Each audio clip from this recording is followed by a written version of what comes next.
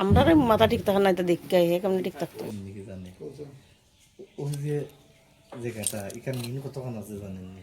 কিন্তু আছে এই জায়গাটা। এই জায়গাটা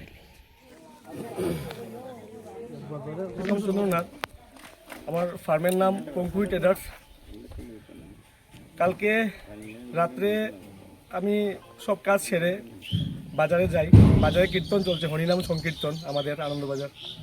তো বাজার থেকে আমি আসি মোটামুটি রাত্র 10টা। এসে তো আমি খেয়ে দিয়ে ঘুমিয়ে গেলাম। হঠাৎ করে 11টা সাড়ে 11টা নাগাদ দেখি আগুনের শব্দ, আগুন উঠছে। ঘুম থেকে বেরিয়ে এসে দেখি আমার রাবার ফ্যাক্টরিটা পুরো জ্বলে গেছে। এরপর আমি কিচ্ছু না বুঝতে পারে ফায়ার ব্রিগেডে ফোন করেছি, ওরা আসলো।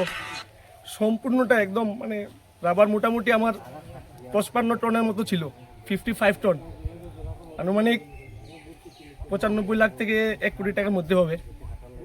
আর আমার বিল্ডিং মোটামুটি আরও 70 লাখের মতো আমার ইনভেস্ট হয়েছে। মোটামুটি আমার 180 মতো 1 crore 80 লাখের মতো আমার ক্ষয়ক্ষতি হয়েছে।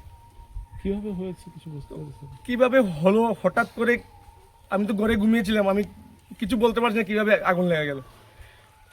আমার সর্বস্ব শেষ, আমি আর কি বলবো আপনার কাছে।